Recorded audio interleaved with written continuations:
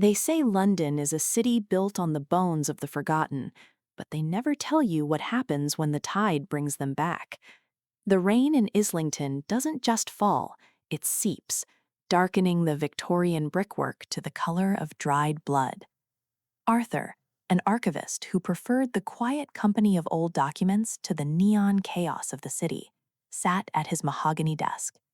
The only light in his world was the cold blue glare of his laptop, casting long, skeletal shadows across a room that always smelled faintly of damp wool and dead fireplaces. At 1:14 a.m., the silence broke with a sound that made his skin crawl. Thwack, squelch, drag. It came from the flat roof directly above his study, heavy, deliberate, and rhythmic. As Arthur froze, a soft crack echoed through the room.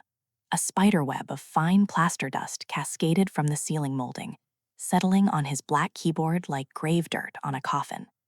He looked up, his heart hammering against his ribs, only to realize the temperature had plummeted. His breath bloomed in a thick white cloud, and for the first time in 10 years, his chatterbox floorboards went unnervingly silent.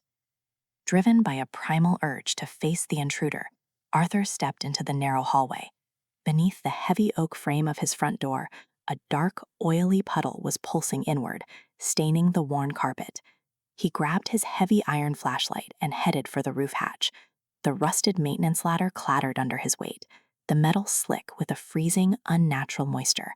He threw the hatch open, bracing for a confrontation, but the roof was a glistening, empty void of wet tar and howling wind. The entity wasn't outside anymore. It had already found a way in. As he descended back to the landing, the overhead bulb hummed, turned a violent, bruised orange, and then silently imploded. In the sudden darkness, a new scent hit him, the suffocating stench of stagnant river water, rotting algae, and the sickly sweet smell of low-tide decay. He clicked on his flashlight, the beam cutting through the gloom to reveal a trail of wet, blackened footprints leading from the roof stairs straight towards his living room. They weren't human. They were long, narrow, and ended in the sharp, muddy impressions of claws. Arthur lunged for the living room door, desperate to bar the entrance, but a hand gripped the edge of the wood. It was bloated, a translucent purple-gray, with jagged, blackened nails that splintered the Victorian varnish. He threw his entire weight against the door, but it was like pushing against a mountain of wet stone. The door swung inward with an agonizing groan, revealing a figure nearly 7 feet tall, draped in tattered rags that hung like moss. Where a face should have been, there was only a void of tangled riverweed and a cavernous, dark hole. The entity opened its mouth, not to scream, but to emit a wet, rattling gasp, the sound of lungs desperately trying to clear muddy water. Arthur backed away, his phone trembling in his hand as the screen flickered a final warning. One